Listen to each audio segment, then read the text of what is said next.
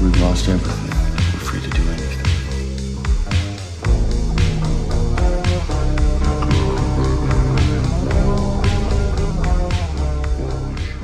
Oh, no one ever would stay my baby. I know that my mother would never. Raise up, step my back. Pandering to women is pandering to delusion. Feminism is a scam. A few years ago, I was an angry, blue-haired feminist. I once believed that male privilege was real and that I was a victim of the wage gap. Now that I understand the true motives of feminism, I know that this could not be further from the truth, and that modern-day feminism is a war on true masculinity. Before women had the right to vote, most were stay-at-home wives, which meant they weren't working jobs and couldn't be taxed. Our overlords didn't like that. Rockefeller started funding feminist campaigns in media, and as a consequence of the movement, women started entering the workforce and leaving the home. Children would then be separated from their parents and sent to Rockefeller-funded schools to be indoctrinated by the state. All of this ultimately disrupting the family unit at its core. Feminism is defined as the belief in social, economic, and political equality of the sexes. But in the West, I must ask, what rights do men have that women don't? Modern feminists are convincing women that hookup culture, using hormonal birth control, and not shaving is liberation. That toxic masculinity is prevalent and the patriarchy must be dismantled. Through movies and media, we're taught that working for the man, climbing the corporate ladder, and paying tax is more empowering and valuable than raising the next generation. Women have lost touch with our natural loving instincts, and birth rates are plummeting. Men and women are not the same. And by protesting for equality of outcome rather than opportunity, feminists are demonizing and emasculating men.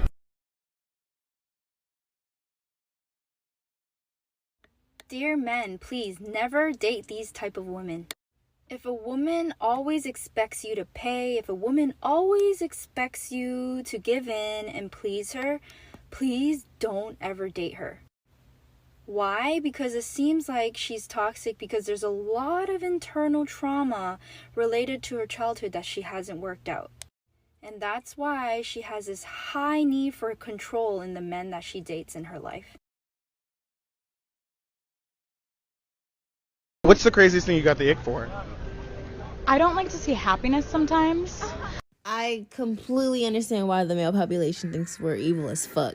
Those words just came out of her mouth so, casually. I understand why y'all think us females are wicked, because that was some wicked shit to say. You get an ick from seeing a motherfucker happy? Girly, what the fuck do you enjoy then?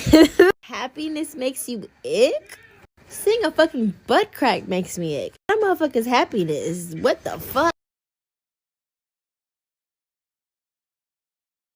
Okay, so I have a Tinder profile for you guys today. Tell me if you'd swipe left or right. I know it's gonna be tough. I'm a single mother of 6 with another one on the way. Don't hit me up to waste mine or my kids' time. I'm a mom. I'm a good mom, and my kids will always come first. You will pay for the first date and don't expect me to drink with you either. I have standards. I won't kiss you until the 5th date, so don't ask about that earlier. Please know how to work on cars, as I'll likely need your help with that. What else would you be good for anyway? Don't be covered in tattoos or I'll never take you home. So what are we thinking? Catch, not a catch? Let me know in the comments. If we get pregnant, we have the right not to be mothers, right? Yeah. Should men then, in the name of equality, have the right not to be fathers? Their wallet, their choice. They can sign off on child support. Why? Right, no, because if you had sex with a woman, you fully know well that one of the consequences is that you will fully pregnant her and you have a child. So you have to look after the child, as that's your responsibility. Your sperm, your responsibility. Okay, you can't run away from that. Okay, I don't understand why people in their mind think it's alright to run away from the child. That's a child. You're leaving them with so much trauma, having no dad and everything. That will leave them with severe ideas of how they think about men, because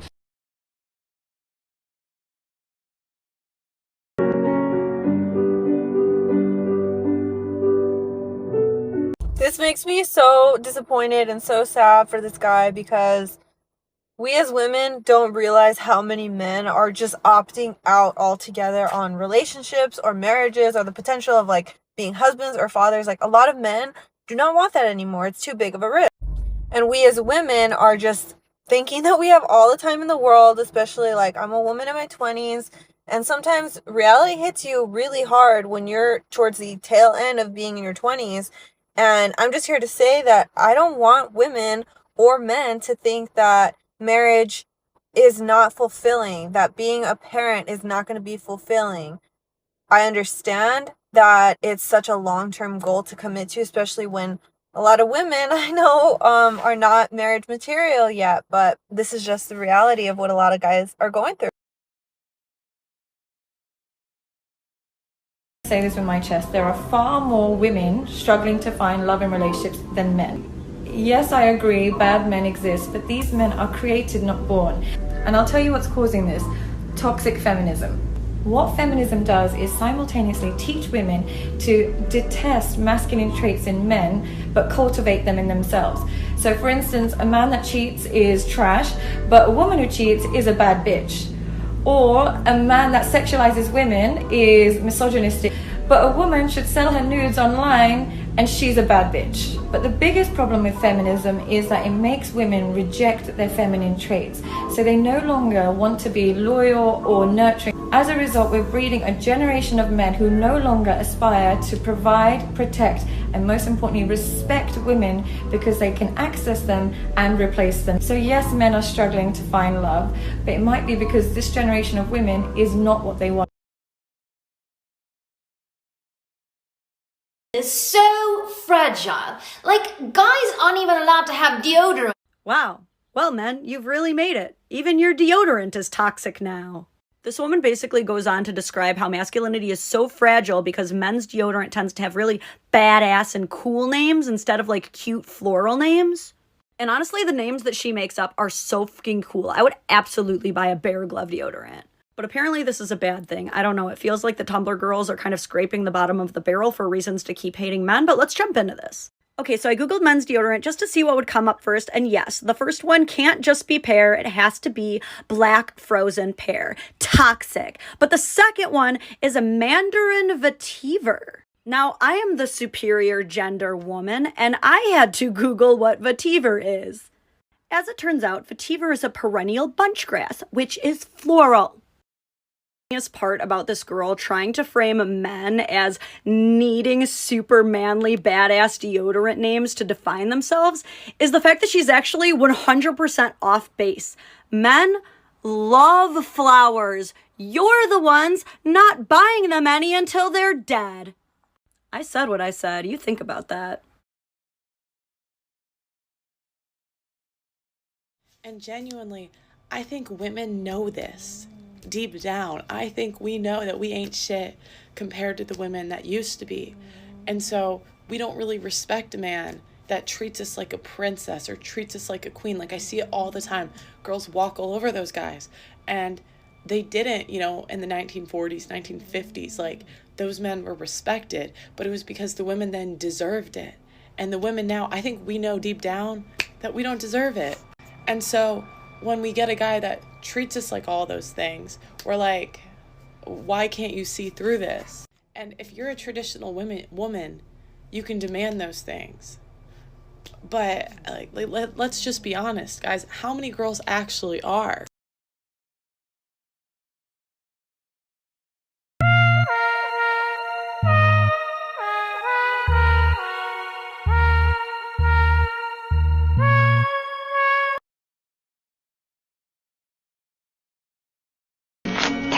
Cassie.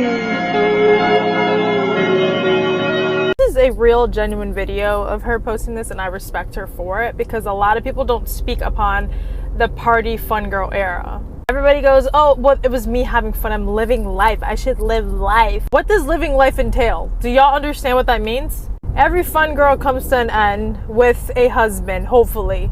And when your prior husband finds out your fun girl era involved you getting ran through, doing hardcore drugs, just simply not giving a shit about your body, Or even emotionally. Like, emotionally, if you are fucked up from all that era, the new guy walking into your life he's not gonna want to deal with that. And that's what people don't understand. New, younger girls don't get that.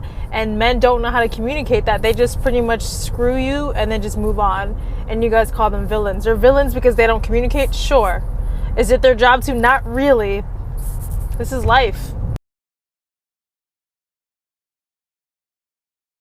I just think it's funny how the tables have turned. It used to be men with such high standards of what they... What standards?